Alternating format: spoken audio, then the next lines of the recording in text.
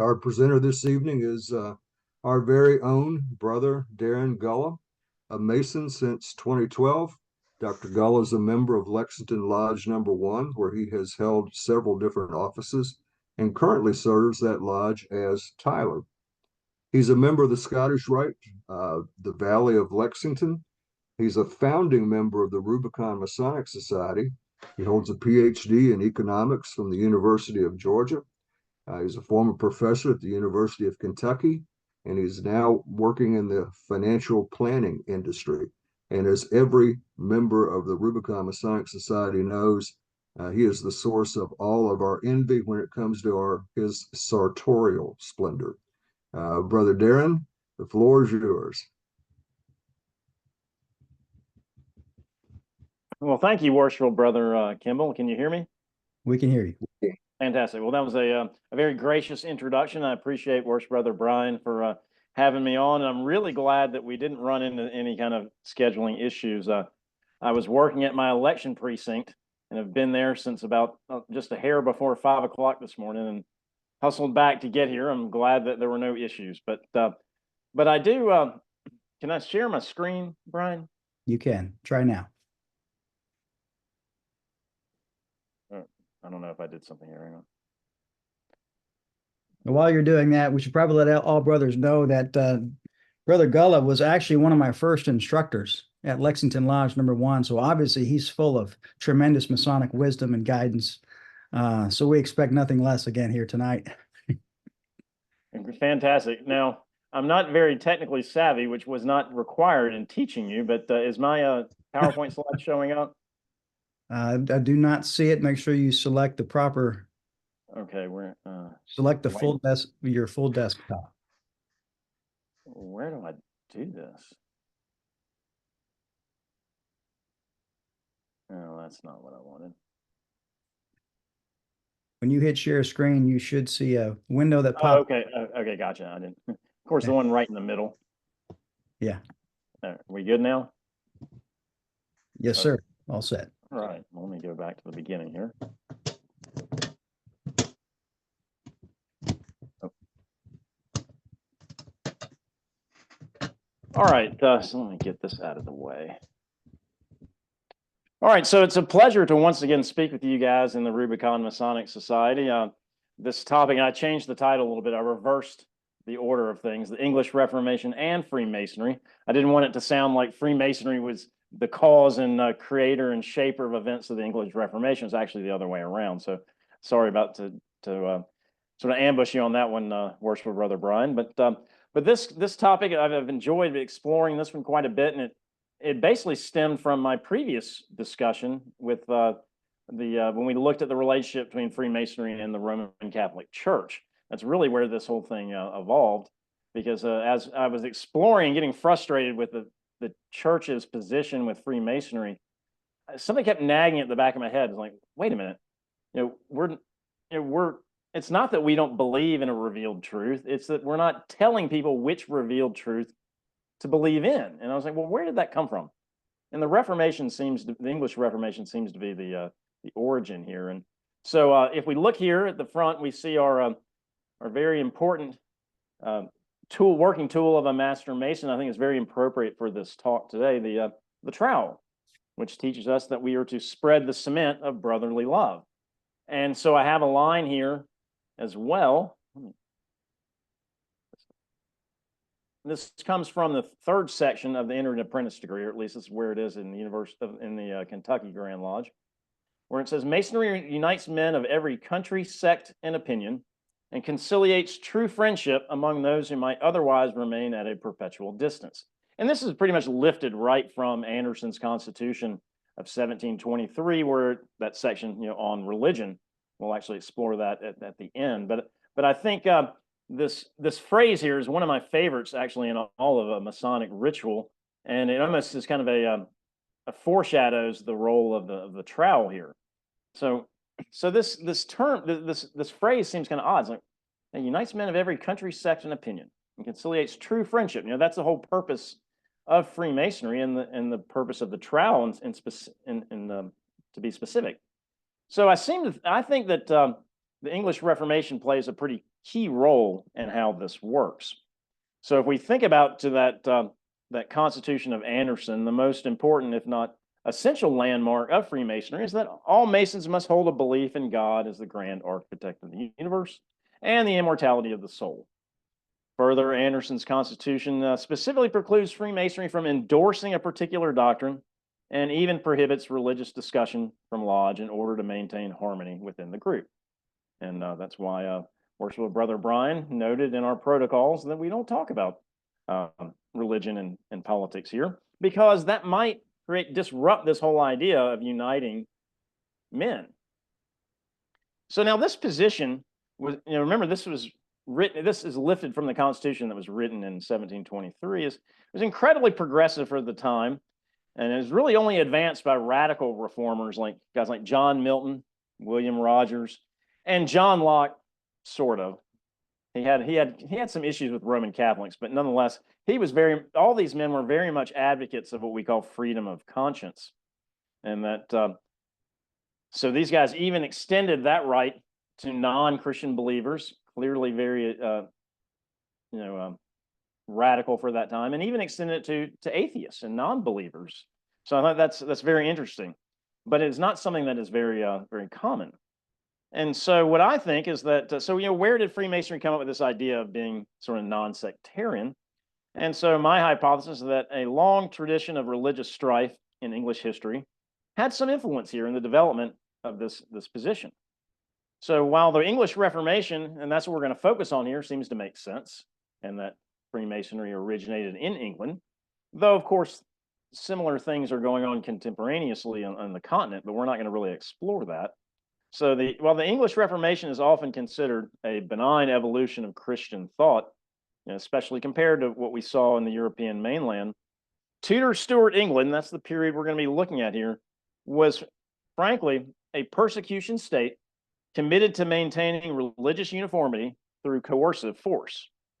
So as a result, and this is what we're going to explore here today, English society experienced numerous conspiracies and rebellions, 3 regicides. This is the key one here: 6 different national religions, and tens of thousands displaced, impoverished, imprisoned, and even executed individuals. Now, I should note that while the continuous religious upheaval in England during the Tudor-Stuart period certainly played a role in shaping the nature of the craft with respect to religious toleration, it probably wasn't the sole cause to our perspective. More specifically, religious change within England was more than likely endogenous, and that's very much a technical term. That is, it was part of larger events of the early modern period, and such as changes in public finance and governance, foreign affairs, and just the emergence of the Enlightenment in general. Those things are kind of hard to measure. How are they impacting our position, for example? That's what this idea of endogenous. Sorry for using that technical term, but we can highlight the religious conflict during this time period, and within this particular space, to try to deduce what the motives were of Freemasons regarding religious toleration. So keep in mind as we go through these things, this idea of the trowel and how we spread the cement of brotherly love, and think about as we go through this period of history, how difficult that would be for these men and these early Freemasons.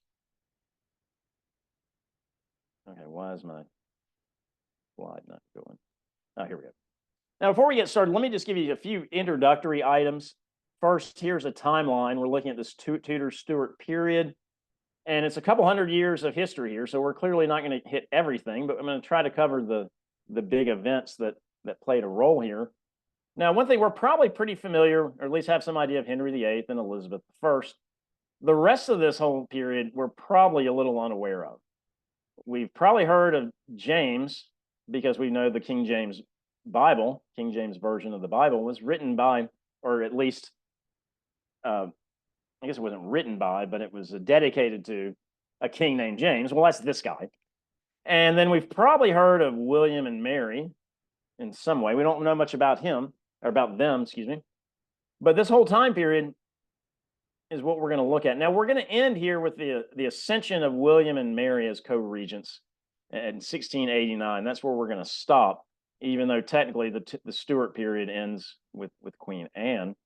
Now, one thing to keep in mind, this period here, the Stuart period, can be tricky.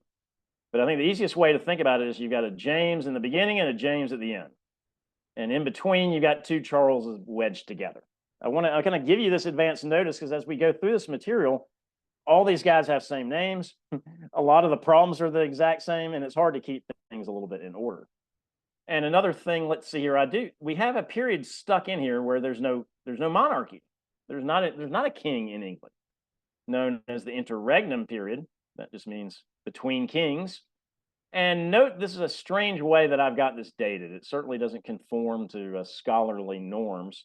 But you've got Charles I ending in 1649, with the interregnum going from 42 to 60. Now, technically, Charles is king, but I went ahead and dated the interregnum here because the civil wars in England have already started, and the Parliament is actually pretty much running things. And at some point here, not long after, maybe a couple years after 1642, Charles is actually a prisoner. So even though he's technically king, that's why I changed those dates a little bit. Then another quick thing here, I am assuming, we don't know this, of course, but I'm assuming that sort of modern speculative Freemasonry is sort of emerging in this period somewhere in the Stuarts. Now, there may be evidence that it might have existed a little before. I'm not entirely certain about that, but I'm just saying that intuition tells me that Freemasonry was formed somewhere in this 17th century. It was a 17th century institution. I mean, if we think about the four lodges in England getting together in 1717, well, they had to exist before then. And I seem to think, I have the intuition that it is somewhere in here. How that would be, I'm not entirely sure.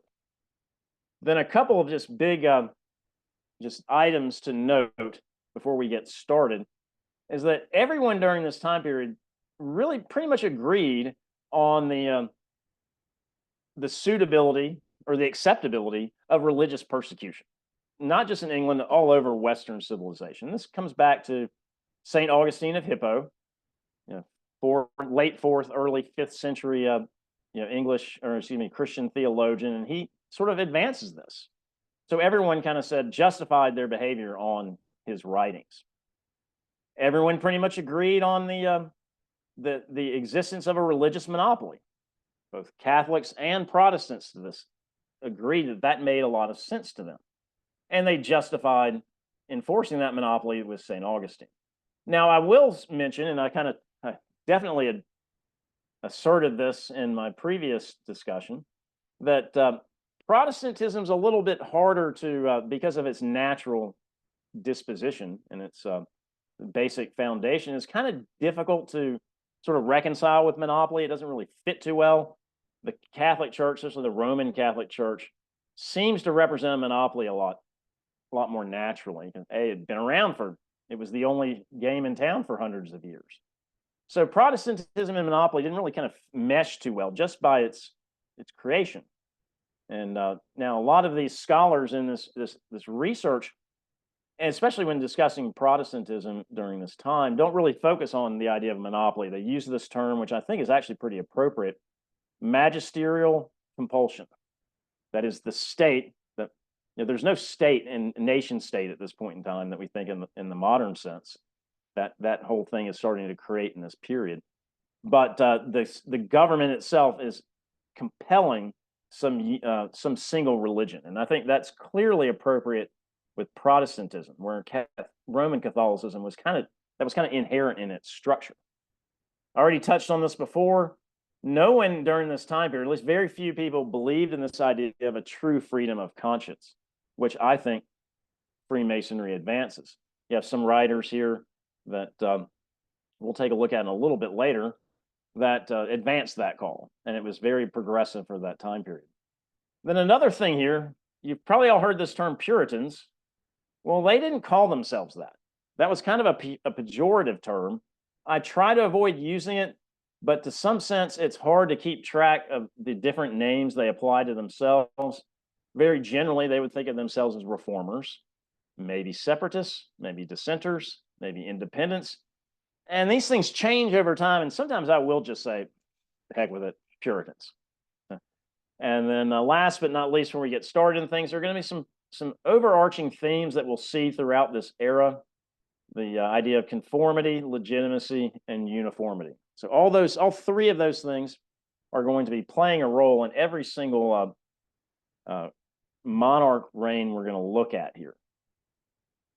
So basically all this stuff started, back in the 22nd of August, 1485, at the Battle of Bosworth Field, where Henry Tudor of the House Lancaster deposed, that's this guy over here, deposed the Yorkist king, King Richard III,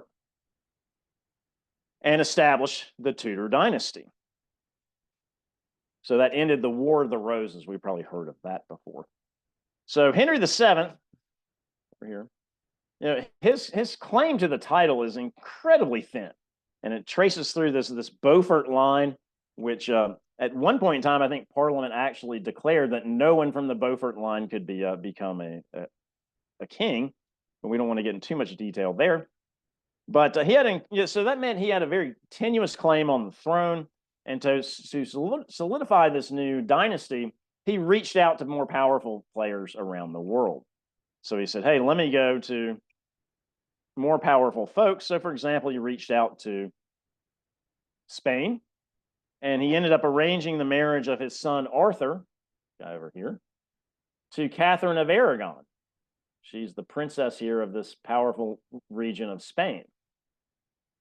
So that ties the fate of the Tudor dynasty to Spain.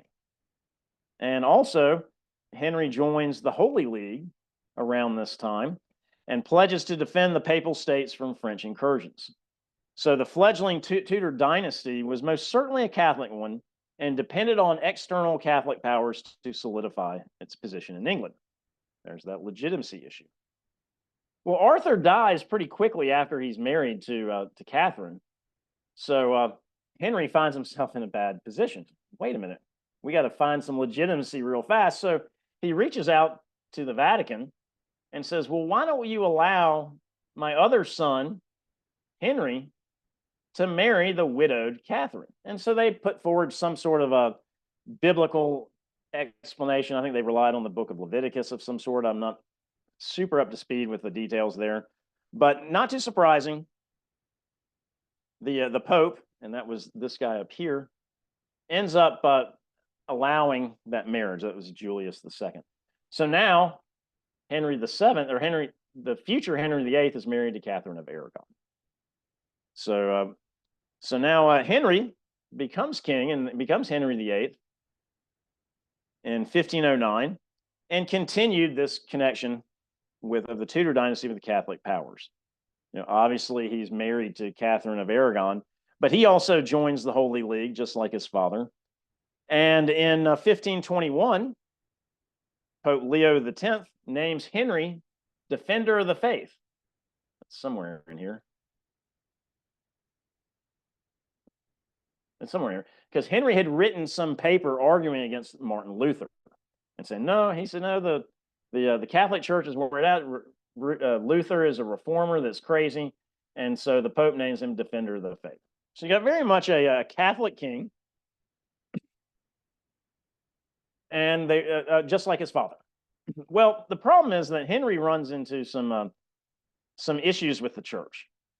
As the years go on, his wife, Catherine here, has not given him a male heir. So this is the story we're probably somewhat familiar with. So Henry says, you know what? I'm going to apply to Pope Clement here, the 7th, and ask for an annulment so I can remarry this lady here, Anne Boleyn, and hopefully she's younger and she'll foster, deliver a male heir to her. So for several years, Henry, and here's Cardinal Thomas Wolsey, who's the Chancellor of England, and they're interacting and trying to negotiate a release, an annulment of this wedding. Now, this is rather problematic on several grounds. As we just mentioned, they had asked for special dispensation for Henry to marry Catherine in the first place. So then coming around and saying, well, that argument actually didn't make sense, isn't really going to work. But the big problem is that Clement here, he's no longer living in the Vatican. what had happened right around this time period is that Holy Roman Emperor Charles V invades the Papal States, laid siege to the Vatican, and actually captures the Pope. So the Pope is a prisoner of the Emperor, of the Holy Roman Emperor. Well, why is that an issue? Well, Catherine, the lady that Henry's trying to get rid of, is this guy's aunt. So this is going to go nowhere. And so Henry ultimately realized that this isn't going to work. And for his effort, Thomas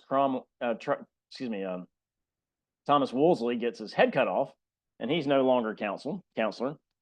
So there's a move saying, well, why don't we change our approach here? Now, these are the rest of the queens of England. If Anne Boleyn thought she was going to be the last one, she was mistaken. She ends up being beheaded. Jane Seymour finally delivers a male heir. She dies right after childbirth. Anne of Cleves, a bad political match. They didn't really much like each other. She's divorced. Catherine Howard, a young girl, cheats on the king. She gets beheaded. Catherine Parr, the last wife. Henry wanted to behead her too, because she was kind of a Catholic, but Henry died first. So these are all the wives here, just a mnemonic that high school kids and elementary school kids in England probably learn. Divorced, beheaded, died. Divorced, beheaded, survived. So that's a neat little mnemonic. But anyway, so you've got a new strategy is unfolding here. Got a toolbar in the way here.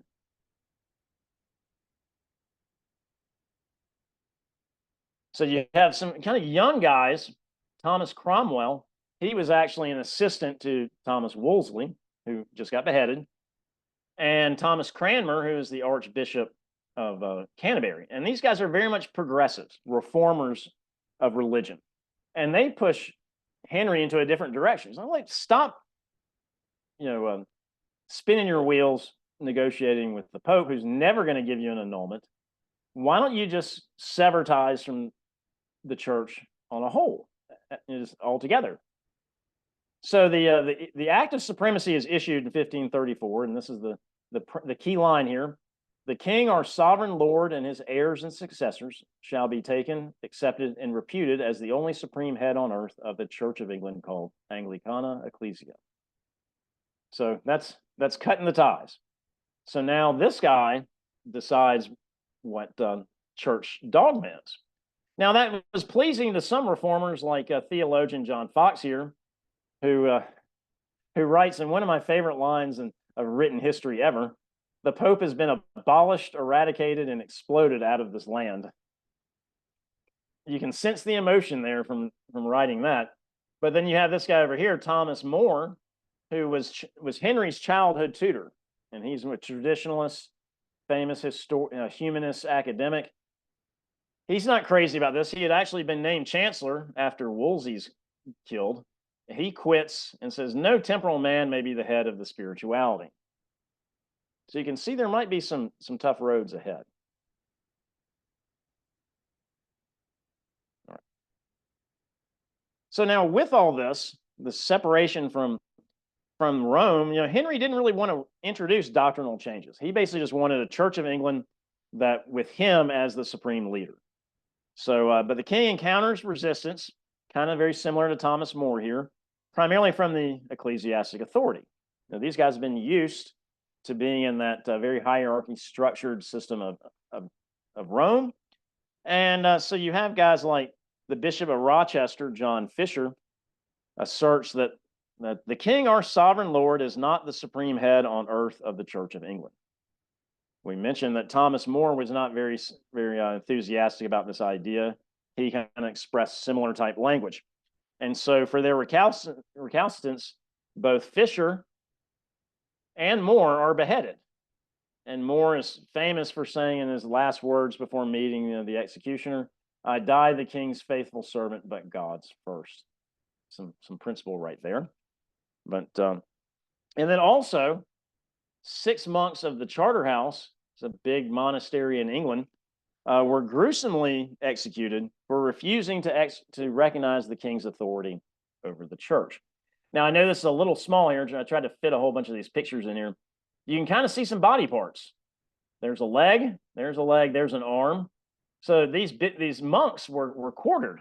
So more than likely they were hung, disemboweled, and quartered. So that was 6 of them for standing up to the king. So while Henry preferred to maintain the Church of England as essentially a Catholic faith, with him as the head, removing the role of the papacy here in the hierarchy provided opening for reformers like Cromwell and Cranmer we saw before. And so both of those guys pushed for greater reform within England. And so the king publishes the 10 Articles of Faith that unifies the opinion of the new faith. And there's a lot of Protestant elements in here. These guys are reformers here. The monasteries in particular were considered by Cromwell the prime agitators against the king and were thus targeted for persecution. Under the Act of the Dissolution of Monasteries. So under this law, 419 monasteries throughout the land are closed and sacked. And you see these guys carting off all the riches and jewels. That may not seem like a big deal to us, but in actuality, this is probably outside of the conquest in 1066. This is probably the largest transfer of wealth in the history of England. Because all these assets that are taken from these monasteries are transferred to the crown.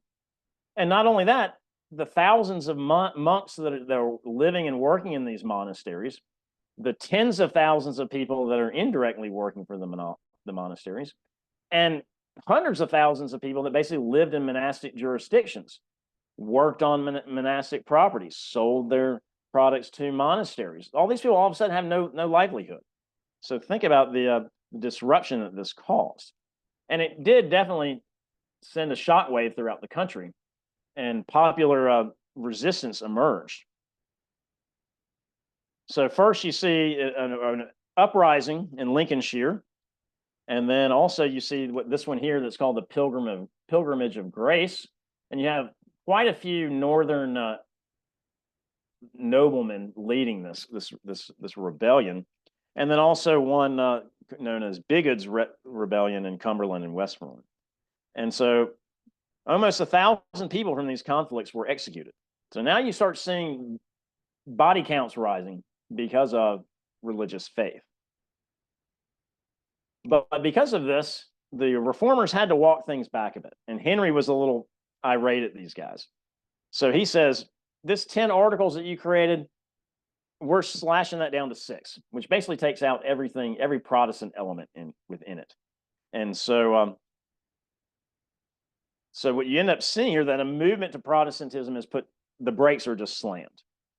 And so then you start seeing the king, by royal proclamation, start expelling sort of non-traditional Christians, Anabaptists, and others advocating unorthodox doctrines. So the king essentially reversed all the work these reformers had done and said, nope, we're basically a Christian, we're basically a Catholic church, but I'm at the head, not the Pope. So throughout this reign, Henry executed roughly 50 individuals for heresy. And one story I found interesting. So in July in 1540, Henry engaged in what a scholar writes here, which I think is another great quote, engaged in murderous ecumenism by burning 3 Protestants for heresy and beheading 3 Catholics all in one day. Well, that was a pretty good line. All right, so on the death of Henry, his 9-year-old son becomes Edward VI, King of England. So remember, Jane Seymour had finally given him a male heir. And so he was crowned king with a regency council to rule until he reached maturity. And so you see here's Edward here as kind of a young man. Here's supposedly the death of Henry VIII and passing the torch on to his young son, which is probably not a real existing depiction of what happened. You see the Pope being squashed down here and all these monks under the feet of the king, the new boy king. And up here in the corner, you got a picture of all these monasteries being ransacked. So one thing we'll see in a lot of this imagery, these paintings and carvings and whatnot, it's pure propaganda. But and this guy over here, we're not going to talk about him much. He was Edward's uncle, Edward Seymour, who was the chief of this council here. But the council was very keen to start reimposing these reform ideas that that King Henry the VIII had put a kibosh on. So let's see here. The first thing they did. Okay. Yeah. So some things that they did. First, one thing they did here, which this is going to be maybe a little bit unusual of a term. The first thing they did is they abolished the chantries. So we already saw that the monasteries had been shut down. Then also the chantries. I mean, what the heck is a chantry? Well, a chantry is an old time from something from the medieval period and here obviously the early modern period, where you would pay the church to have masses said for your dead loved ones. And so it's kind of a form of an indulgence. You're paying someone to speed your loved ones through purgatory. So that was done away with, and all their funds were seized. The 6 articles were sort of formalized into the Book of the Common Prayer. So you have the Book of Common Prayer being introduced for the very first time. See a picture of it down here. And that spelled out a very reform type of church. All elements of Catholicism were kind of ripped out of it. So, so you have what's called, one scholar notes, a decisive separation from the medieval Catholic world with this Book of the Common Prayer. And also the act that put this together established strict punishments for ministers refusing to comply, and also with the tenets of the new prayer book, and it laid out the punishments of these things. And so with these actions, the council established compulsory reform on England. When we mentioned that term at the very beginning, magisterial coercion or magisterial compulsion, excuse me, this is the first real example of that. So unfortunately, the reformers misjudged the sentiment of the population, and people weren't too crazy about the Book of Common Prayer, excuse me. So a lot of protests and revolts broke out, known primarily as the Prayer Book or Rebellion. They were put down, and here's a whole bunch of folks associated with that getting put to death. I think you can see some people being hung, and maybe their entrail. Here we got some entrails being removed. It doesn't look like he has an arm there. So you got some people that are being, punished pretty harshly. And let's see. I think I've got a.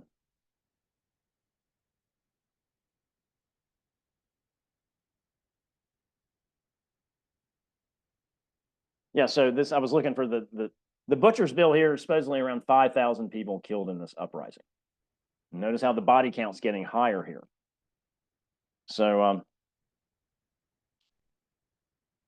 you have the Treason Act gets put into place, which actually charges people under penalty of death for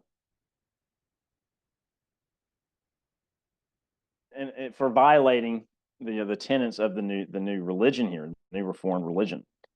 So Edward has a pretty bad reputation here, at least not. And remember, he's like 15 years old. You've got a pretty big death toll, a lot of death, but he's not really much of a persecutor in the sense that you only see 2 folks during his reign that are burned to death for heresy. One of these is this lady up here, Joan Bocher, I think is how you pronounce her name. So she was an Anabaptist woman that was actually the first person ever burned for heresy by a Protestant leader. There is some typical suggestion that this guy Servetus in Geneva was the first heretic burned by a Protestant leader, Calvin in that case. But that didn't happen until 3 years later. So this is the first time you see a Protestant leader burning a heretic. So it's hard to start pointing fingers at those Catholics that burn everybody. Now, this is an interesting little photo. I didn't mention this, but I did mention that the Book of Common Prayer didn't go over very well with everybody. Well, especially not in Scotland. So here you have these people throwing stuff at the minister for preaching out of the Book of the Common Prayer. They're not too happy about that. And the church in Scotland was very much more reformed along the lines of Presbyterianism. So they didn't really like top-down compulsion like this. So that's an interesting, and you can kind of get an idea of some propaganda in that picture. Okay. Well, now, of course, Edward doesn't live very long. The young king dies in 1553 and names his cousin Jane Grey to succeed him in order to prevent his half-sister Mary Tudor, here, staunch Catholic, from taking the throne. Now, Jane Grey is third in line here. She's a cousin. Her Henry VIII was her great-grandfather, I think. So she's a cousin of all these guys, but not really considered super high up in the line here. And some even suggest that this council, and we mentioned this Regency Council that's still working with Edward VI, they probably kind of took Edward's will and sort of scribbled in the margins. Oh, by the way, Jane is my heir. So but after that, Mary Tudor returns to England with a sizable force and overthrows the very short-lived Queen Jane Grey, Queen of 9 Days, and asserts herself as queen in a bloodless coup. There's no bloodshed there, but she quickly goes about reestablishing Catholicism. We can already see we've got this sort of whipsaw going back and forth. Very staunchly Catholic, a little bit of swinging towards Protestantism. Henry VIII reins it in. Edward VIII's counselors, reformers, push it way back. Then you've got a swing all the way back to Catholicism again. And so we've probably already heard the stories of Bloody Mary. Well, that's her. And so she reasserts Catholicism pretty quickly, issues the proclamation concerning religion, which restores Catholicism with the Pope at its head. And she goes on to the Catholic Mass is the only form of worship in England now. So you see, she kind of retaliates against sort of people that want reform. So we see a bunch of people getting burned here at the stake. Mary was pretty much known. That's why she's called Bloody Mary. Here you got a mother and daughters being burned, and for good measure, a baby's thrown in the fire. Then you've got more people being burned at the stake. This is Thomas Cranmer. He was Archbishop of Canterbury. He's burned at the stake. So you got a whole lot of people being burnt at the stake. There is a rebellion led by the poet Thomas Wyatt that didn't really last long. It was put down pretty quickly by the Queen, and hundreds of rebels, including Wyatt himself, are killed, and Lady Jane Grey is executed. So you see that, and around this same time, Mary weds a Spanish king. So again, you got this reconnection of England with a powerful Catholic monarchy, and reasserts the heresy laws that allows her to do these kinds of things, burning Protestants. And so at her death, she didn't last. Her reign didn't last very long. She dies in 1558. Nearly 300 men and women perished under her persecution, and thousands of dissidents had fled England. So this, I thought, is an interesting note here, that the death toll, despite the short time frame, 3 years roughly, represents 10% of all Protestant martyrs in Latin Christendom. So she cranks out a whole lot of persecution in a very short period of time. So now she dies, and Queen Elizabeth takes the helm. She's very much a reformer. So now we're starting to swing back towards Protestantism, and the reformers move quickly. They went to her and said, "Hey, we got to really reestablish Protestantism in a reformed church," and they moved pretty quickly. And I'm not going to go through all the ideas here, the different types of acts that were put into place, but they repealed all the things that Mary had put into place, and actually bans all forms of Catholic worship, even in private. And so this religious settlement relied on the assumption, once again, that the true Protestant religion and its particular form of worship had to be imposed on the entire nation without an exception. So here's that magisterial compulsion again. So religious practice was expanded to the 39 articles here, very much consistent with the reformist Protestant type church. So we've reestablished Protestantism, and what we see here is that Elizabeth really wanted everyone to be all of one mind, a uniform church, all one, everybody on the same page, everybody conforming. But the problem is that, and she engages in persecution to get her way, though it's broader in scope and a little bit different than what we saw under Mary just on the previous slide here. So but what Elizabeth finds here, and I think this is a nice turn of phrase that I came across in one of my scholarly works, that Elizabeth found England to become a Protestant state in 1559. That's when all these acts were put together. But it would take decades for its population to become a Protestant people.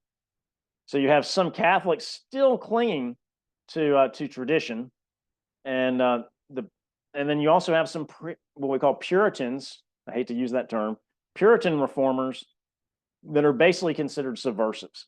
So you've got two things popping up. You got not just Catholics, but you also have Protestants kind of popping up here, but simply just not the right kind of Protestants. So Elizabeth saw nonconformity everywhere that she thought was going to jeopardize her reign. So in order to establish this uniformity, she imposes espionage, relentless interrogation. I'm lifting this from a text. Espionage, relentless interrogations, surveillance, the suppression of dissent, robust treason law, torture, and propaganda to maintain stability. So what we see here, we got two problem areas. Catholics, we kind of expect, that's typically how we think of the Reformations, Protestant and Catholics battling against each other. But you also have Protestants and Protestants. And I think that's a unique feature of the English Reformation. So Puritans, were not too happy. They wanted the reform of the Church of England to go even further. That's what they were really agitating about. And Elizabeth didn't want that. And she said, well, look, if you want to continue this further reform, you're just not going to have a position in the church anymore. So a lot of these more reform-minded Puritans, if you will, were removed from their positions, and a lot of them just left England in exile. Some just decided, hey, I can live and let live. But a lot of more hardcore reformers left. Most of them moved to the Netherlands. Some remained and became even more recalcitrant. They wanted to separate away from the Church of England. So these separatists were called seditious schismatics. I think that's an interesting phrase. Then they were challenging the established church, and so these people were imprisoned and executed. 6 total of those. Catholics, on the other hand, run into some stricter persecution here. So initially, Elizabeth didn't mind Catholics so much. Remember, she was, well, I didn't assert this, but when Mary was queen and ran this Catholic church, a Catholic state, Elizabeth was her prisoner. And she had to do all that. She had to go to Catholic church. And she said, okay, well, look, I'll just go through it, even though I don't really believe it. So she thought people should do the same. And so some Catholics, she said, look, why don't you just conform? So initially most people did it in private, and they would pay a fee. As part of the Elizabethan settlement was that compulsory church attendance. So if Catholics wanted to receive the Catholic Mass, they wouldn't go to church, and they would pay a fine. This is called recusancy fees. Recusant being you're withholding yourself from going to church. So you have these fees are laid out there, and they start out fairly trivial. And so most Catholics just said, well, I'll pay this fee, but I'm not going to cause any trouble.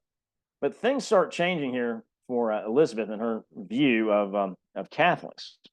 First, Mary, Queen of Scots, a Catholic,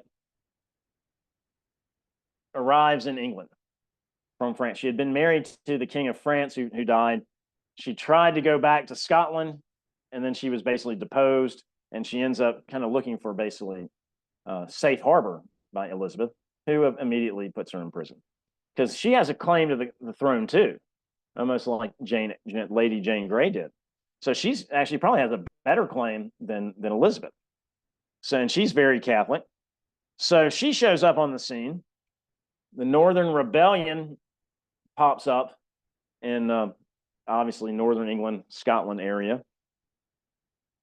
And then also you have this Pope here, who I believe was Pius V, issues an excommunication of Queen Elizabeth. It was called Regnans in Excelsis. So when you're formally excommunicated, and you can see this is clearly another propaganda piece here. You've got the Pope riding on a horse, preaching to the people of England. You might be able to read the banner there. It says, this is like, go kill your prince. So literally, the excommunicating a monarch like this meant that everyone didn't have to obey the monarch. And so you have all three of these things going on. And so Elizabeth reacts by attacking Catholics.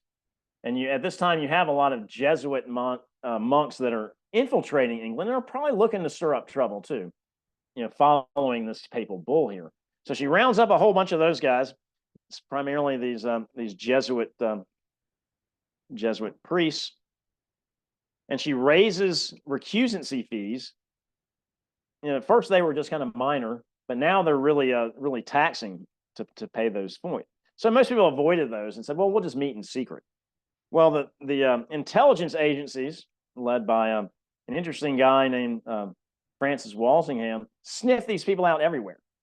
And neighbors are reporting on neighbors saying, hey, this guy's a secret Catholic. He may try to kill the queen and put in Mary Queen of Scots as queen. So there's a all-out assault on Catholics in England, and they're basically rounded up for treason. And so what we end up seeing is that we mentioned that Mary had burned 300 heretics. Well, Elizabeth executes a couple hundred Catholics for treason and doesn't even account for the hundreds of people killed in this Northern Rebellion. So Elizabeth has a pretty big, a lot of blood on her hands too, even though she gets much more favorable treatment than, say, Bloody Mary. So what you end up seeing is that Catholics are being tried for treason, and then more Protestant dissenters, like some of these radical Puritans, are being charged as sedition, charged under the ideas of sedition. And then heretics, there's a handful of heretics that are being burned at the stake. Not a whole lot, but 6. Well, then Elizabeth dies, and we move on to the Stuart period of England, and with James I. So James VI of Scotland is crowned as James I of England. And actually not just of England, he's also the King of Ireland. So you have a unification of the crowns here. And what we'll see, and every ruler during the Stuart era is going to have that distinction. And things are going to get even more complicated during this period here. And we saw a little bit of it already during Elizabeth's reign, where she's sort of attacking Catholics, but she's also attacking Protestants. And this is going to become way more problematic as we start bringing in more Protestants and Catholics into the realm. You got a single king now of England, Scotland, and Ireland. And so, and you've got different belief systems. And of course, all of these kings are going to apply a uniform standard that typically doesn't work. So James was an interesting character. He was the natural successor. Elizabeth, of course, never got married, didn't have any children. And James was related to Henry VIII. Henry was his great uncle. And so he was really warmly welcomed to England, seemed the natural takeover. And so most people say, this is a good idea. We're naturally going to smooth into a new leader. We won't have, a young, sickly boy for a king for a bit, a queen for 9 days, a queen for a couple of years who's staunchly Catholic, then back to a sort of a persecuting queen in Elizabeth. Maybe we'll have a transition that'll be kind of nice. And James seemed to kind of play that role to everybody. You had Protestants and reformers who liked the idea of a king of Scotland coming down. Scottish Kirk, very much a Presbyterian one, way more reformed. That could work out well for reformers. Catholics noted that, well, this guy's the son of Mary Queen of Scots. ardent Catholic. His wife was a princess of Denmark, had converted to Catholicism. Maybe there's going to be some way for Catholics to come through this as well. And unfortunately, James basically plays the fence, rides the fence, and kind of disappoints both sides. James is very much a committed Calvinist, but and he wasn't much of a persecutor, but he didn't have very much patience for populist type reformers. So the very radical Puritan types, the hot Puritans, as sometimes we see them referred to. He didn't have much love for them. He thought that their radicalism encroached on his sort of divine right as a ruler.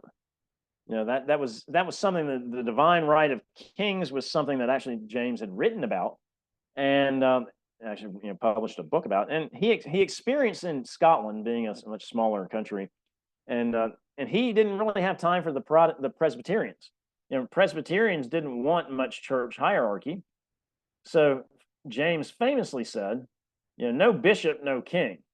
So he's kind of saying, look, we can have some reformation, but we're not going to go too far radical here. We're going to have a church hierarchy that makes sense to me, and will respect my divine right as king. But he's very much a reformer, and that here most of us know about the King James Version of the Bible, the translation of the Bible into English, and dedicated to him, so that's why it's named after him. He didn't write it, he didn't translate it, but he did think that we needed to have a uniform Episcopal church, and he wanted the Book of Common Prayer to be the basis of that uniform doctrine. And so he went through and he replaced all these non-conforming clergy. So again, we're seeing a lot of these non-conformists being removed from any kind of official capacity. These people are losing their livelihoods. Everyone associated with them is losing their livelihoods. You could say this is a mild form of persecution, and it certainly is, but it is creating some disruption. You got a couple hundred people that are losing their benefices. So let's see here. Most of these reformers said, okay, look, I'll comply. We're living in a broader Church of England. That's fine. That certainly reflected James's disposition. He didn't really want a whole lot of mischief going on. But some, fearing prison, especially separatists and Baptists. So again, you start hearing these terms, separatists. I think separatists is talking about more like Quakers and Mennonites and stuff like that. But some fled England, and then you have again some heretics that are there. Anabaptists and other anti-Trinitarians are condemned as heretics and burned at the stake. And we actually see this guy named Edward Whiteman, who was the last heretic burned at the stake in English history in 1612. Now, what about, so that was sort of an interaction with other Protestants.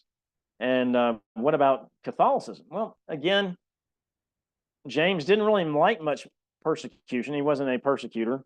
He's actually kind of a strange character. It would have been interesting to meet him. Apparently, he was barely 5 feet tall.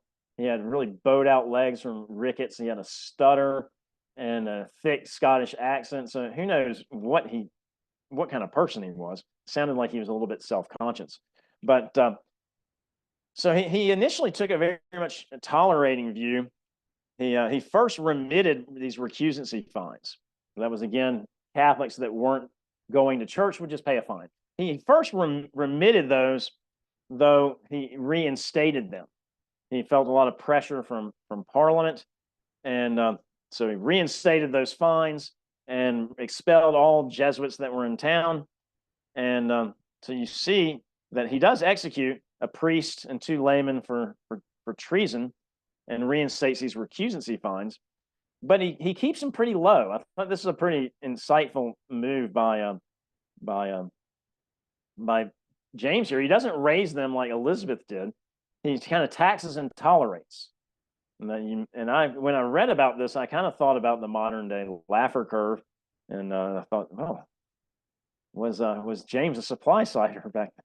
probably not in the way we would think about it now, but all this changes a little bit when these guys down here, this group of guys down here, are exposed in what's called the gunpowder plot. So you probably saw that stupid movie from years ago about the 5th of November. Remember the 5th of November. That was when these guys had plotted to blow up Parliament and kill James and all his family, and then reinstate some sort of a Catholic monarch of some kind. And you actually see this guy right here, who kind of has a very devilish look to him, named Guido Fawkes. Most people call him Guy Fawkes. So they literally packed all this gunpowder underneath the Parliament building, and we're going to blow it to smithereens. One of these guys in here, I don't know who it was, I think it might have been Thomas Percy here, sends a note to his uncle, who was going to the Parliament as part of the House of the Lords, saying, I think it might be a good idea for you to be sick that day. And somehow they figure it out, and they catch powder on fire. So that kind of freaked out James, and he cracked down on Catholicism a little bit in retaliation. Said, well, we're not going to tax and tolerate that much. And here's all these folks being executed from the gunpowder plot. But ultimately, James kind of relents a little bit on the his sort of persecution of Catholics following the gunpowder plot, because he's trying to find a wife for his son Charles. And again, just like Henry VII did back in the beginning of the story, he starts looking for Catholic powers around the world, the powerful countries of France and Spain. There's got to be a daughter there that my son Charles can marry. And he starts pursuing the French connection first, and has to start promising some relief of persecuting Catholics to the French king. That doesn't ever really work out. And first he went to the Spanish king, my bad. Then ultimately he negotiates some sort of relief to Catholics for the hand of Henrietta Maria. She is the daughter of the French king, and so ultimately his son Charles marries her. And so let's see here. And we see that when Charles becomes king, he kind of continues this idea of a Catholic tolerance. He has a very Catholic wife. This is Maria Henrietta over there. And so he really starts trying to be tolerant of Catholicism. But unfortunately, engages in a series of events that ultimately lead to civil war in England. So there's a lot of back and forth there, but because Charles had to make a lot of promises come true to the King of France, and you had folks in England that didn't really respond to it. So the Parliament basically does not allow for any of this relaxation of, say, recusancy fines and things like that. But we ultimately see tax and tolerate continue, and you actually see the Catholic population grow quite a bit in England. Some estimates that the Catholic population grew about 50% during Charles's reign. So Charles did not really want a broad church, though. And so he said, I'm not crazy about Puritanism. He's very tolerant of Catholicism as much as he can, probably from pressure from his wife. And he needs the support of the King of France.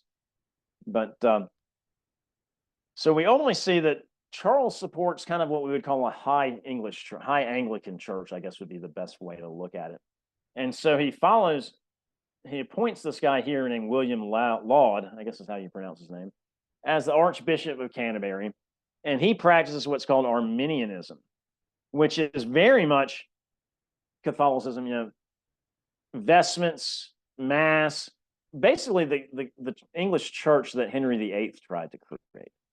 Well, the reformers went bananas. And so you really see a very authoritarian, top-down imposition of this high church ideals by this guy Laud. It's even called Laudianism, specifically after him. So that really ends up being a kind of a persecution of more reform-minded Puritans. So you start seeing these Puritan writers. There's a lot of writing going on now. I guess by this time we've got a printing press. Awesome. So so you see a lot of voicing of what would you call it? Protest, like a voicing of protest by these more puritanical elements within England. And so Charles just rounds up these folks. And so I found this interesting that so you'd have these guys rounded up, these Puritan writers. Again, a lot of these guys are going to be ministers. They're rounded up. They're put in imprisonment for life. They're mutilated. Their noses are cut off. Their ears are cropped. And sometimes they get a brand in the side of their face of an SL, which means seditious libeler, for speaking badly about the high English church. So what you end up seeing is that you have incredible violence inflicted on conscientious Protestants. So the Caroline regime tended to reinforce the growing perception that it was reversing the Reformation and returning England to popery. And also during this time period, which has got a lot of people unnerved, we mentioned that there's a combination, intermixing of a lot of these elements here, is that Parliament was trying to stop all this because they're very much reform-minded. And they weren't agreeing with anything that Charles wanted to do, especially his foreign affairs things. His foreign policy was a disaster. So he just dissolved Parliament. So Charles operates under what's called the personal rule, that is no Parliament for, what is that, 12 years maybe? So quite a long time. So let's see here. Now, this is one I had a photo in here. Not a photo, but I had a picture in here earlier that I thought was kind of funny. Is that so? Charles tries to assert this kind of Laudianism on the Scottish Kirk as well. You know, the Scottish Kirk is very much more Presbyterian, reform-minded, but he's thinking, "Oh, I'm Scottish. They're going to love me." And they went bananas and actually rebelled in what's called the Bishops' War. So you do see some problem there. And that almost kind of leads to the English Civil War. So you have this imposition of high church uniformity, leads to unrest and leads to very much a militant Protestant movement. And we see this is a very interesting story, and this is actually in Ireland. So this militant Protestant movement is really growing so strong in England. The people in Ireland, the Catholics in Ireland are starting to get a little scared. So they actually massacre a whole bunch of Protestants here, which is a really terrible story. And they basically kind of threw them all off the bridge and killed them while they were trying to swim back to shore. It is quite remarkable. They killed roughly 5,000 Protestants in this uprising. You know, almost like the St. Bartholomew's Day massacre in France, where Catholics unleashed on and murdered thousands of Huguenots. But and all this is being stirred up by this guy Pym here. He's going to stick around for a while. We won't get into as much detail of him, but he's the exact opposite of this guy Laud over here. So Pym is a member of Parliament, very much a radical type of Presbyterian, and he essentially creates the English Civil War. He passes through Parliament what's called the Grand Remonstrance, which basically establishes Puritanism in England, and we have ultimately a civil war. We're not going to go through the Civil War details, but you can see some photos here. The Civil War went through. There were 3 separate phases of the Civil War. That's sometimes why they're called the Civil Wars. And what we ultimately end up seeing is that that Charles and the Cavalier side, that was the nobility type, the landed gentry type that supported the royalty. They lose all the phases, and Charles is actually taken prisoner in 1649, I think. But so you have a whole lot of bloodshed throughout this reign, and this is where I think we need to start thinking about why all this religious upheaval probably led to us being more tolerating. Is that we don't know the exact body count during these wars, but listen to some estimates here. So both direct and indirect. So direct, these dead guys in the battlefield, and then also pestilence and plague, I think, comes out at some point in time. But there's estimate of, based on percentage of the population, the casualty rates were about 4 6, and 41% of the population in England, Scotland, and Ireland. 41% of the population of Ireland dead. Hell, 6% of the population of Scotland or 4% of England. That's a ton of people here being killed. Ultimately, the royal side of things loses, and this guy Oliver Cromwell's kind of starts taking over. He's leading the army at this point in time. Parliament is still running things. When they finally defeat all the royal elements, they dissolve the entire government structure of England and declare a republic or a commonwealth. And we see here in this picture, I had another picture that I thought about using, but here you have ultimately Charles is beheaded. So we actually have a king being killed as a result of this.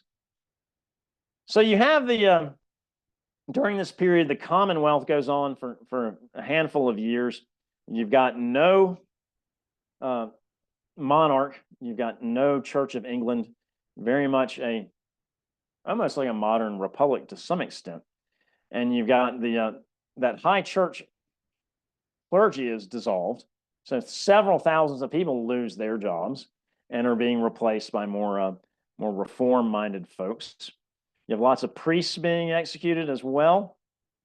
But you have a weird sense here that develops, because ultimately the Commonwealth falls apart. It's not strong enough. And Oliver Cromwell takes over as the Lord Protector. And you have what's called the Protectorate. And this is when we start seeing some really interesting elements here, is that the Protectorate under Cromwell is rather peculiar. The spirit of the whole Protectorate and kind of the Civil War in very elemental terms was this idea of tolerance. You know, it really got created because of the notion of religious persecution. And you see these writers, we mentioned John Milton in the Areopagitica. Here's Roger Williams, wrote A Bloody Tenet is his book. And then here's John Locke here. These are probably some of the greatest thinkers of modern times to some extent. Maybe not, Williams isn't really recognized that much, but certainly Milton, probably one of the greatest English poets ever lived. Locke is considered very much a strong philosopher. And I love this line that John Milton has, but he who destroys a good book kills reason itself. And he was actually talking to radical Puritans, kind of in his element, because they were burning anything that disagreed with them. So you have this very much this approach of this thing lurking in this idea, this sort of, maybe you say wishful thinking. We want to be very tolerant, but ultimately guys like Pym are kind of running the show, and we're going to be tolerant only to the right kind of Protestants. And so you have Cromwell, who definitely had no problem with a broad church, but the elements in England at that time, primarily on the Puritan side of things, we're not having it. And so ultimately the Protectorate kind of falls under its own weight. People got worn down by the moralism. Easter and Christmas celebrations are canceled during this time period. And so at some point when Cromwell dies, his son Robert tries to take over. That doesn't seem to work. There doesn't seem much support there. And Charles II is asked to come back. So here we have Charles II here. He had been in exile. He had fled England as a child. He'd been in exile. And he promises a very tolerant, broad church as well. He sends some letter, this declaration, before he gets to England. He says, this is what I'm going to do. Very tolerant. Everything's going to be great. Well, he gets back home and he starts settling scores pretty quickly. You've got, he pretty much goes after everyone that beheaded his father, King Charles I. So he settles some scores. He actually, so there were, let's see here. There were actually 59 total people that signed the death warrant for his father, King Charles I. 28 of them are still alive, and so they were convicted of regicide. 12 were publicly executed, and the rest were sent to prison. Now, one thing that is interesting, and this was a crazy story here, is that 4 of them were actually already dead. So dug them up, Cromwell and accordingly. They dug up these bodies, they hung them, and then cut their heads off and posted their long dead skulls on top of a Westminster Hall. And then at some point in time, Cromwell's head gets lost. That was a crazy story that I thought was interesting. But so we got some political score settling. So once we get past that, Charles is saying, hey, let's kind of move on to this idea of toleration. And but in the meantime, the radical Puritans have been sort of driven out of Parliament, and the supporters, the former royal supporters, are put back into place in the Parliament, and that's why it's sometimes called the Cavalier Parliament. That was the name of the royalist side during the Civil Wars here. So they try to establish a Church of England and operating under the Book of the Common Law, and they get rid of several thousand Puritan clergymen. So we're trying to get back to a more steady, centralized notion of the English Church, not so much radical. Then Charles II, this is where things get really crazy here, is that Charles also end up marrying a Catholic woman as well. This was I think his second wife. He's married this lady named Mary of Modena. I think it's in Italy somewhere. So he's kind of flirting with Catholicism a little bit, especially assistance for France in foreign policy matters. So he kind of starts going easy on Catholics and being more tolerant. Some of the people don't like it so much. And then a crazy rumor starts getting spread, something called the Popish Plot. So the idea, there was some guy named Titus Oates, I think was his name, comes up with this harebrained scheme saying, and it's almost like one of the best conspiracy theories on the planet. He basically says, oh, there's some sort of plot with all these people in it, and he doesn't really name who it is. But of course, they're high placed. They want to murder the king and establish and establish that his brother James, who is a Catholic monarch, his brother James is Catholic, so we'll murder King Charles. We'll put James into place, and then we'll get rid of the Reformation, and we'll return to Catholicism. And people got paranoia spread throughout the country. Here's his wife here, this Catholic woman. But what's funny is that almost the exact opposite happens here. A group of parliamentarians actually try to kill James II. Will be James II. Charles's brother James is the Catholic, and therefore the only heir left is Charles's illegitimate son, James, the Duke of Monmouth. So that was exposed in what's called the Rye House Plot. So there's this Popish plot out there saying that, oh, we're going to kill the king and put in a Catholic successor, and then you actually have Protestants that are plotting to kill the king, or not the king, the king's brother, and put in a Protestant successor. So in the Rye House plot, that was kind of crazy. So you can kind of see these guys being disemboweled here. All the perpetrators there were caught, mainly because there was bad weather. They were going to try to capture James and Charles. They were traveling somewhere. They're like, oh, well, they're going to meet them at this one place. Rain delayed them. That's how they got caught. But ultimately, what ends up happening is that these parliamentarians are gaining some strength, and they're trying to undo a lot of this Catholic influence in Charles's rebellion and Charles's reign, excuse me. And so they end up passing this bill that I thought was quite interesting here. They want to pass a bill through Parliament that would make it's called the Exclusion Bill. And what this would do is they would eliminate James from being the successor, because James had been outed as a Catholic through all these sort of earlier during Charles's reign. There were all these loyalty oaths and things like that were asserted, and basically saying you're not a Catholic, you're not going to do anything with Catholic religion, and you can't serve in government if you're a Catholic. And so his brother James wouldn't sign it. So that's how he got outed. And that's where a lot of this popish plot went from being just a story to, hey, maybe this is real. So the exclusion bill tries to come about basically doing what the Rye House plot wanted to do: exclude James, Charles's brother James, as heir and successor, and replace it with Charles's Protestant illegitimate son.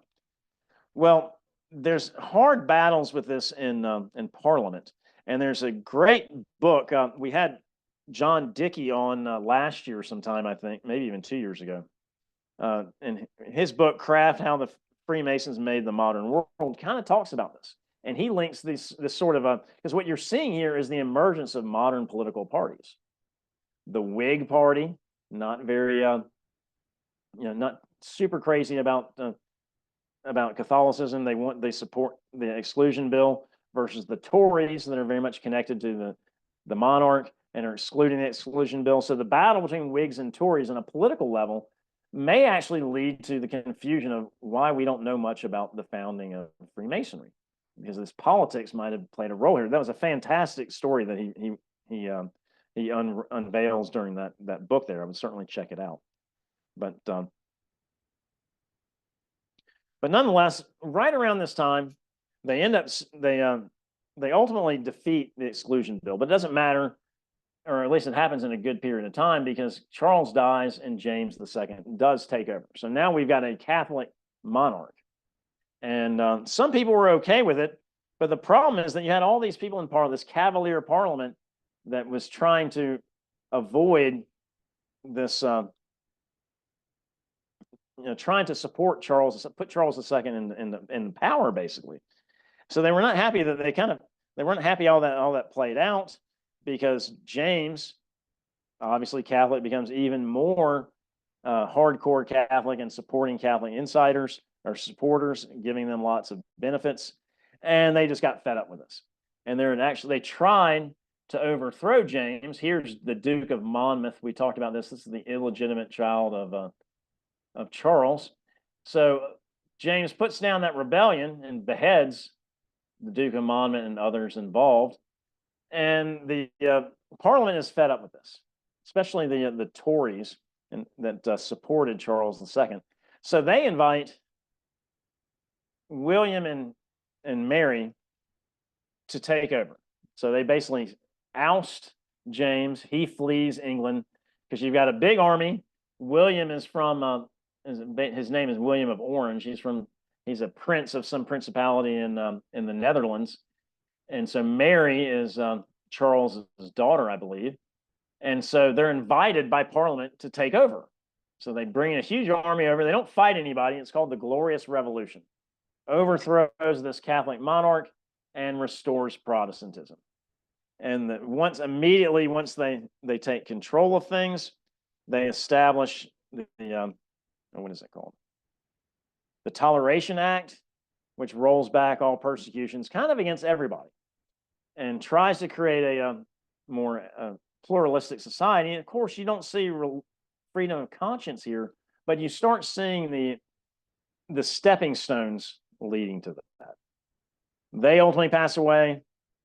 Their daughter Anne takes over. She passes away, and that's the end of the Tudor Dynasty. Sorry, I was a little long-winded there, but that is 200 years of history that you can see all the turmoil and change. That's why I think this is, sorry, I got a little in the weeds at times, but all that turmoil, just imagine yourself, especially being in the outside. And that would have been hard to try to live. You're literally looking over your shoulder, worried whoever you talk to that you may say the wrong thing. Something may sound not what you meant it to sound like. So then, so this is actually the full section there from Anderson's Constitutions that I highlighted at the very beginning. That I think is interesting is that if we look at these 200 years of the Tudor-Stuart era, and we look at this passage here, we have trouble rectifying things. First off, we say that in ancient times, everybody applied what was common in the country. But we can see that by looking at this history, that not only the common religious practice can change a lot, but it may have not a whole lot of aspects with which all men agree, which is what Anderson's saying ultimately is the conclusion here. So what I find particularly interesting about this is that there are the different, what I call vectors of persecution, the persecution, Catholic, Protestant, changing by whoever has the power. Then the Protestant persecution is what I really find the most interesting. It was pretty unique to the English Reformation.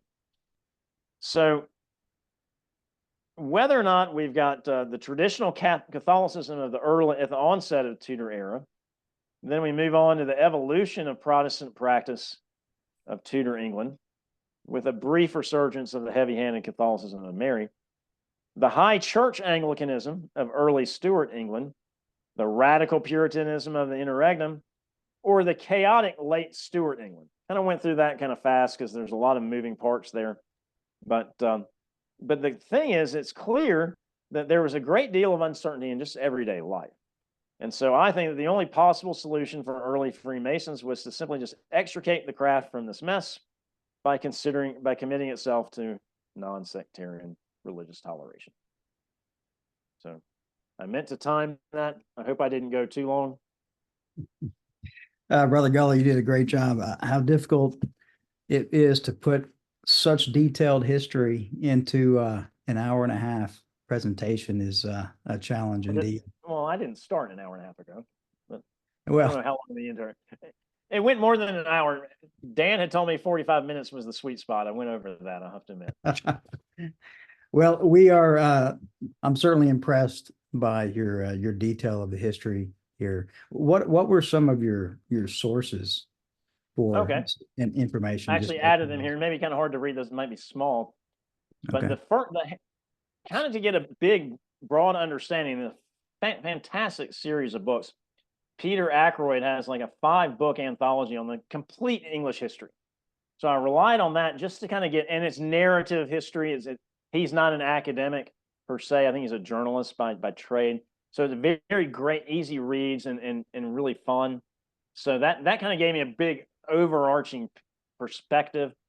This book here by Stephen Alford was a crazy book that I never even thought of. And that was basically about the police state, the intelligence apparatus of the Elizabethan period, from the point of view of Frances Walsingham, her spy master. That one was crazy. It's called The Watchers. And then there's a subtitle here. Then there's some other kind of background books that I read basically on the Civil Wars and whatnot. This one right here, if you really wanted a scholarly look at persecution and toleration that gets way deep, is this book John Coffey called Persecution and Toleration in Protestant England.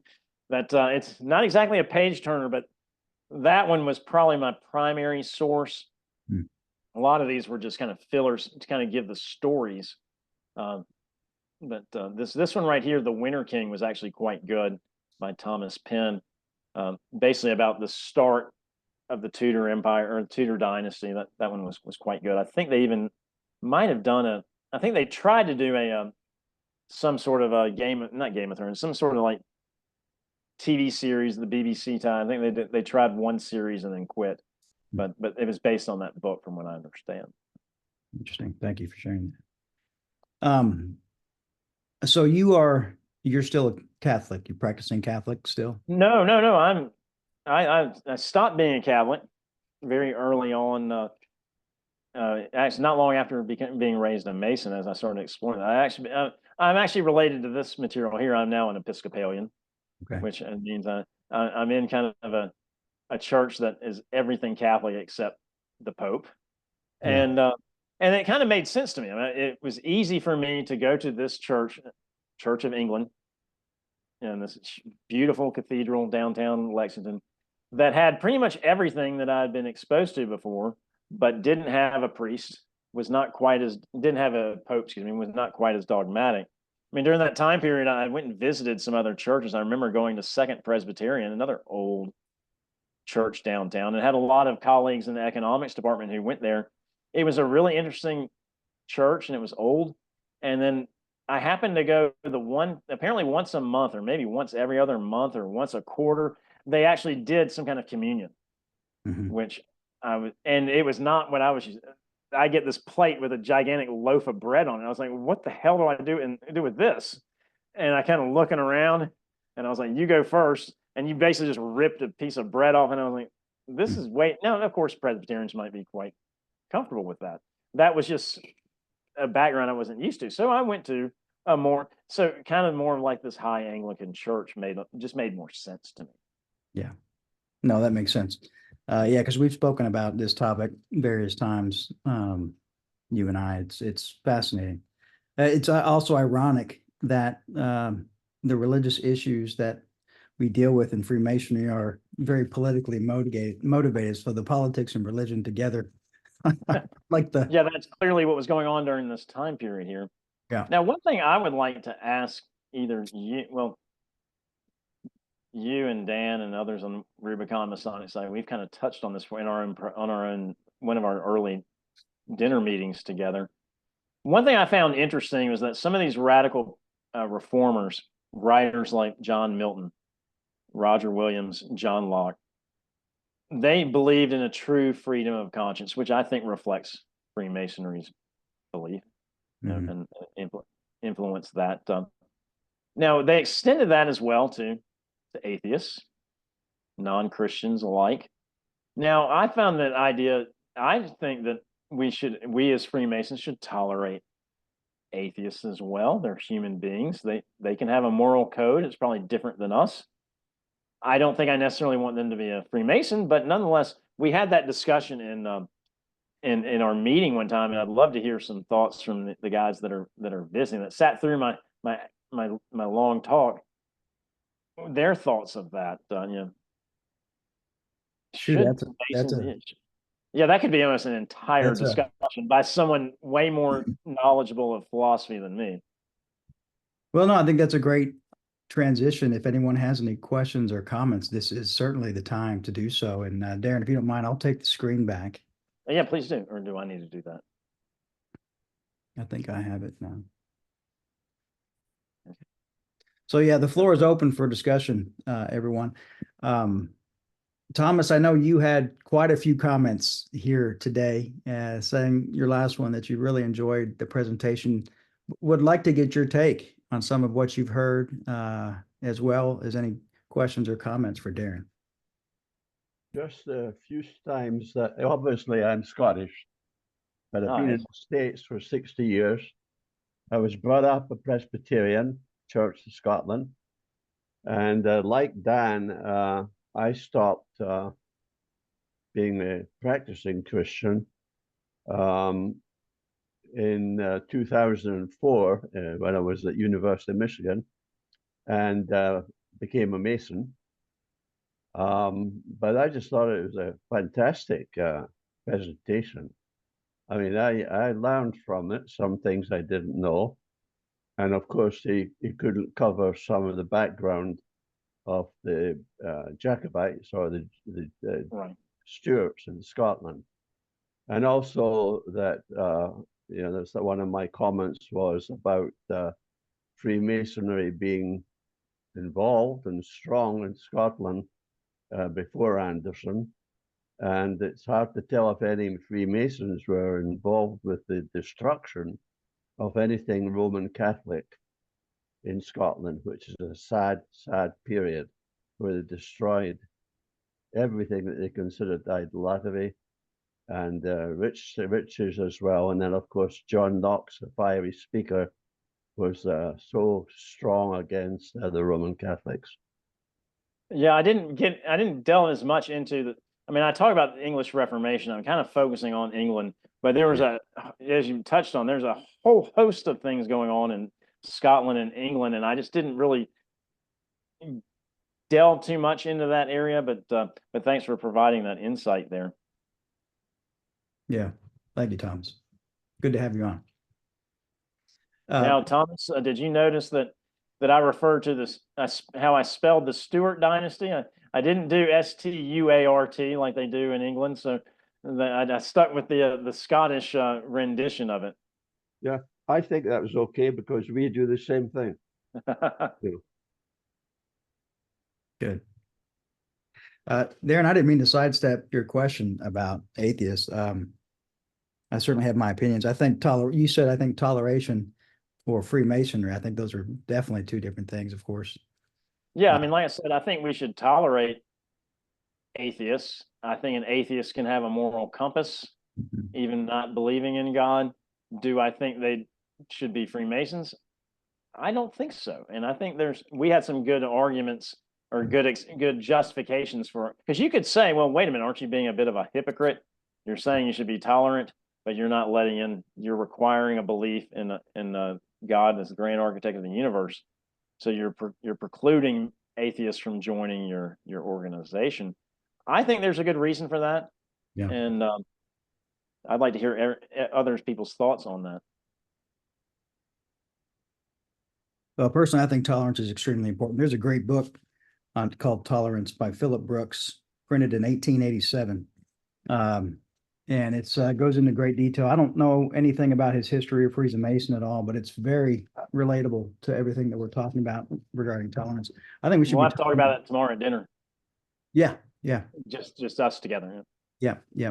I'll bring it. I think we need to be tolerant of everybody that's hopefully willing to be tolerant of us. I think tolerance is disagreeing, but also being respectful of that indifference too. And I think the respect is something that's extremely lacking in most cases. Yeah, that's definitely another conversation, another evening, but anybody that wants to chime in, please feel free. But I agree, Darrin, I don't think atheists can be Freemasons, but I'm sure they can be good people for sure. John, go ahead. I don't want to hog the discussion, but sure. I think the reason is that initially around Anderson's time and maybe before the banning of politics and religion within the lodge was brought into use. But at the time, a lot of things that was discussed in the lodges was politics. And certainly at the time of the Stuart Kings, they used the lodges to promote their spying on the discussions and so on within the lodges. So I think one of the things is we believe in harmony in the modern sense, and that if there was a difference of atheists and people that believe in God in the lodges, then there may be disharmony. And so I think it's just the long belief in Freemasonry to be harmonious. I agree, Thomas. I think harmony is a key word right there. Absolutely. John. John Cameron, go ahead, please. Thank you, brother. Brother Gulla, thank you for your presentation. And it struck a number of chords with me. You provided a very good explanation of the contextual framework that Freemasons were operating within, the social, political, and economic framework of the society at the time. Yeah. My question is, in fact, I'm researching a paper on Freemasonry, the education in Freemasonry as it was, comparing it to today. Brother Lamb made an interesting point where within the safe confines of the Masonic wall, maybe politics were discussed, but I'm interested in your thoughts on how the society, the contextual framework of society at that time impacted, and I'll loosely call it Masonic education in the lodges during the latter part of the Reformation, and then how that morphed to what we call Masonic education today. But how did that impact Masonic education, using that term loosely? I think you're definitely onto something too. And the one thing I had in my paper at one point in time, I ended up extracting it because I couldn't quite figure out how to fit it in the right way. But so we've got Charles II's reign. He charters the Royal Society, and we assume that there were probably Freemasons involved in that. We're pretty sure that there were, especially Christopher Wren, for example. So I think that would probably be the inflection point on how education came, and with that sort of thinking, it was like, okay, not only was this important for us as men to be able to confide in each other and to have a harmony with each other, natural scientists thought the same thing too. They didn't want to presuppose something that would get them burned at the stake or thrown into prison. So I think that's probably, I would guess that's where you would want to look. That transition probably came into play, is my guess. I think so. Yeah. Okay. Thank you. Yeah. So I think, if I remember correctly, I think the Royal Society was chartered in 23. I thought it was more like 1680. Okay. Would have been during the reign of Charles II. I'm pretty sure. Sure. Thank you, John. Thank you. Victor, go ahead.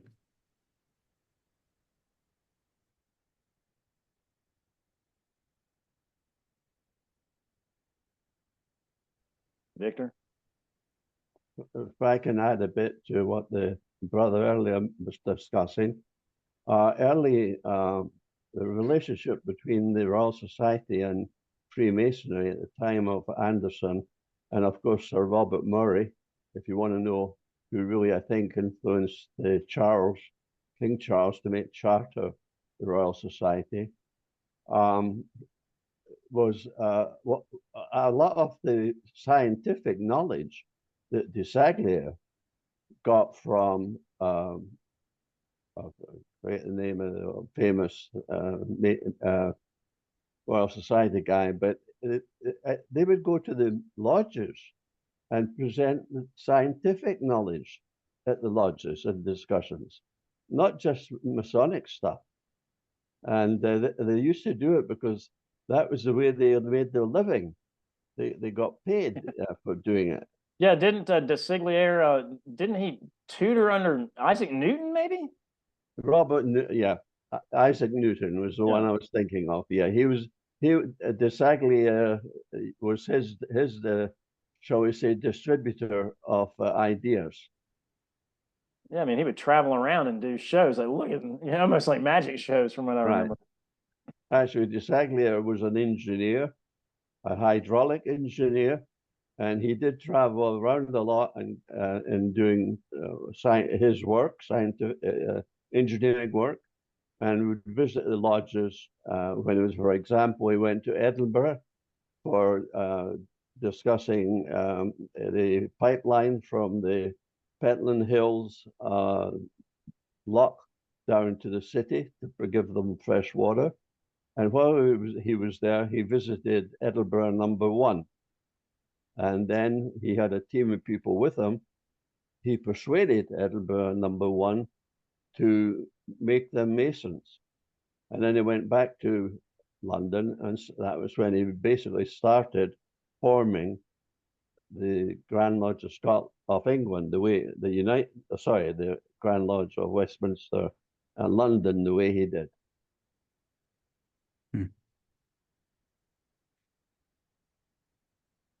Victor, do you have a question? I actually wanted to comment and ask a question. Okay.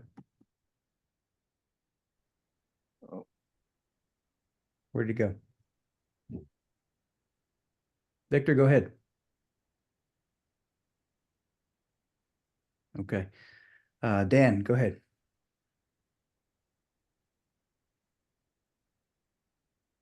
It was so compelling. People are able to enjoy the fruits of their labors. But then, as we learn, my understanding of this literature, there's a lot of battling. Charles I is versus the Church of England. And the church has got so many denominations that right at the surface of disagreement throughout our societies, there's hundreds, possibly thousands of small little cold wars going on when entities this size are not in harmony, or they're not able to interpret harmony the right way. And I think that is significant in Freemasonry is that lots of times or instances remain for us to learn from in history, where, such as military, Freemasons have been on opposite sides, but because of the brotherhood and the tenets, in my opinion, which is, as a disclaimer, all this is, I don't, they've deterred from many orders, and Freemasonry has become a platform where resolutions to these massive issues have come to rest. And so what resonates with me is the Fraternity Society on education. That talks about a point in a time of a master's where after a year of service, he'd failed to put the crowd to work and to instruct them on whereby they might pursue their labors. And this resonated with me reading about this one earlier society where everybody was able to enjoy the fruits of their labors. So that now we are in academic investigation on what we can do as brothers, where we have brothers who are under circumstances where they're between a rock and a hard spot. And that's not the case when they're in the lodge or in the fraternity. And again, the size of the backs of the disagreements, the church is really large, and it puts a big responsibility on brothers. And so we've agreed before here with how the declination of members is thought to be a positivity, as in that Freemasonry has an opportunity to return to a more pure form, as it truly is reputable for, versus the many heroic actions on our behalf that are starting to surround us, if you will, modernly, and this is trickled from history, where it starts to seem like Freemasonry is easy to access, unfortunately. And so we have agreed here before that the circumstances are unfortunate. This decrease is something that is good for this fraternity, and I presume these are reasons that are within the mysteries of Freemasonry and not out in society at large. So I like to see that there are Freemasons who say, well, brother, I'm on one side of the army or the field and you're on another side. However, as Masons, I can't murder you. Imagine what would happen to me returning to the lodge if I had did my own brother in, you know, all within the bylaws and the structure of our lodge, in addition to a pretty fair trial in court. And so, you know, on these social casual notes, Freemasonry through the years has been so heroic that society, in my opinion, has attacked Freemasonry, and in a very ironic way. And in other words, I don't think they're able to again to interpret where harmony is. And so my question is what we can do. We look at California, for example, where there are 40,000 brothers who are under suspended status for not paying of dues, and this is post-coronavirus. So legitimately, there probably are lots of really valid reasons why. Nonetheless, the numbers to mass society or where they try to surround Freemasonry point to itself to be, you know, this way or that way under this enormous rule or measure of karma, etc. And remaining in good standing of 45,000, of 95,000 is almost half. And also in this story, over half the battles fought on English soil were fought during this time. That is ridiculous. So my question is what we begin to do, if we haven't already, to aid brethren who are under fire, no pun intended, but those who are on front lines and are the bridge to the gaps. ironically, we're not the majority of mass population. So we're somewhat in a phenomenal position, or perhaps a disposition. But that's my question, and I thank you, and I yield back. I wouldn't have any good place to start with that. You know, there's obviously financial hardships that we want to try to support and give help to our brothers when we can. I can't offer any more specifics than that.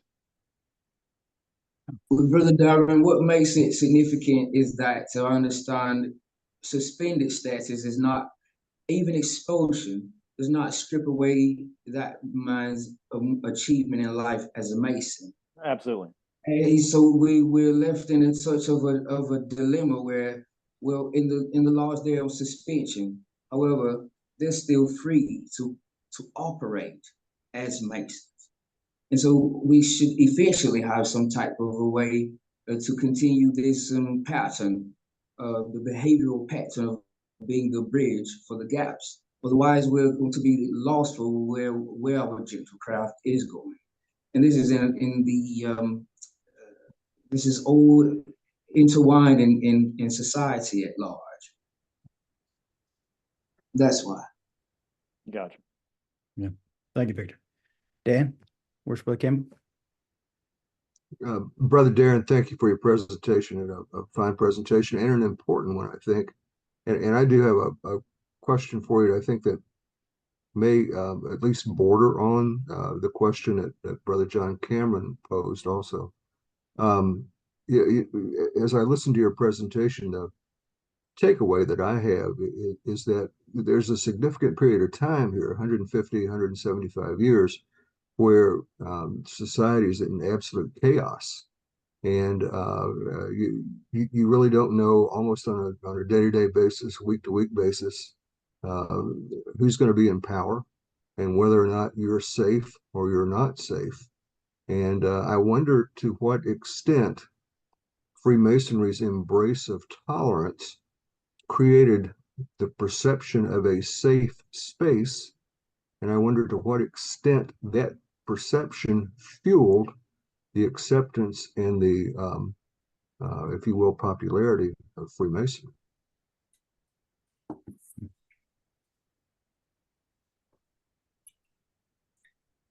Darrin? Did we lose him? Did he freeze up? Dan, I think I overawed him, Brian.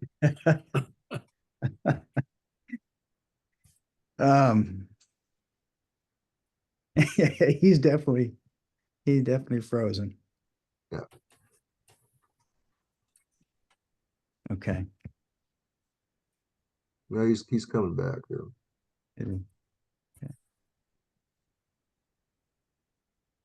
There's a good comment. John March mentioned there's a video Dennis Prager did on atheism.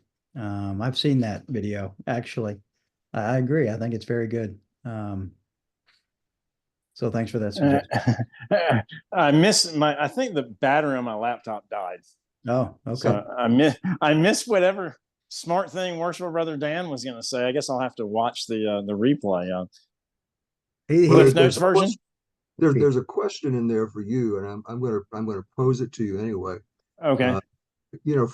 Freemasonry ends up being in the midst of all this chaos. Freemasonry ends up being a safe space, and do you think that perception as a safe space helped make Freemasonry popular, and therefore helped the spread of Freemasonry? That is perfect way of summing up. Just like my last talk, I sort of touched on really what I thought was important, and then Worshipful Brother Gerald basically summed up everything in very strong language and very well thought out language. I think you basically captured the entire point I was trying to make. So I should probably have been a little bit more concise, but I think you're exactly right, and I think that's that chaos, as you say, that I tried to capture by describing the changes that I think you're exactly right. Yeah, that's a very good perspective. I didn't catch that, but yeah, I agree. Well, so I can't wait to watch the replay because I'm going to update some elements in my paper. Thank you, worshipful brother. Well, brothers, it is getting late. This has been an excellent presentation. Is there one more comment if anyone wants it? Otherwise, we'll head on. Who hasn't already asked a comment or question? Okay, hearing none. Brother Darrin, thank you again very much for that well-prepared and delivered presentation. Always enjoy it. Thank you, worshipful. You're welcome. And I'll see you tomorrow night. Brethren, our next meeting will be back to our normal schedule on Monday, June 24th at 7 p.m. Eastern Time. The presenter will be worshipful brother Chris Ruley. Chris Ruley is from Washington, D.C., and he will be presenting on, I had it written down here. Yeah, there it is. He will be presenting on the Masonic history of Marquis de Lafayette.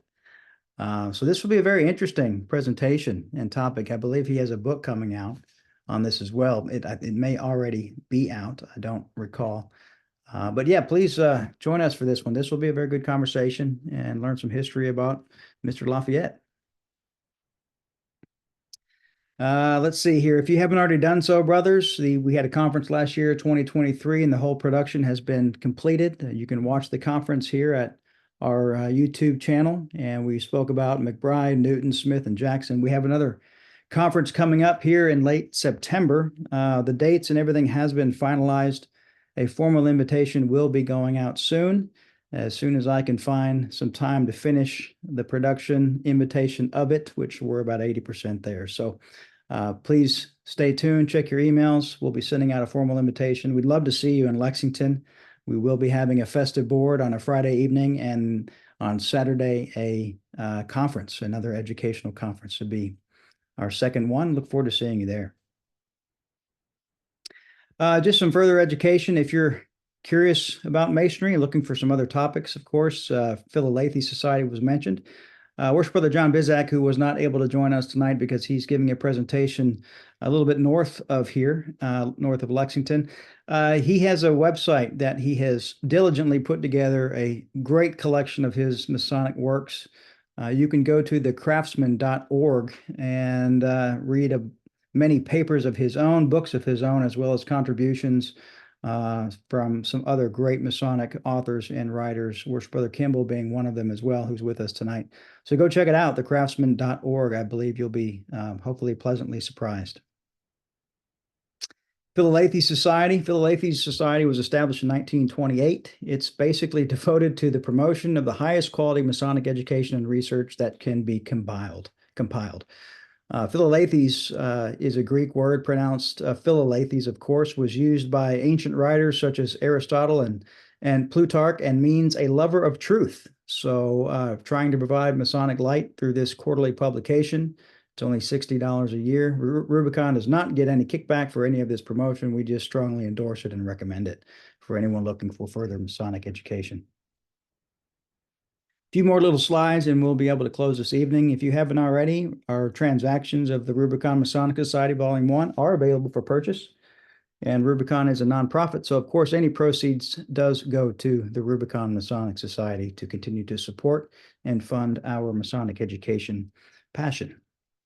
The Masonic Table documentary, if you haven't already seen that, please go check it out. We're still getting many, many great reviews and watches and likes. You can rent it or purchase it on Amazon.com or go to the MasonicTable.com for more information. Any other final comments before we proceed to close? Worship Brother Dan, do you have any other comments tonight? Okay. All right, brothers, we will proceed with the closing devotion. Please bow your heads. Heavenly Father, great architect of the universe, thank you for being with us for another great evening of Masonic education. Please continue to inspire us, guide us, help us to be better men and Masons in our lives, both inside of our home and outside of it, both inside of our lodges and outside of it. Please watch over us.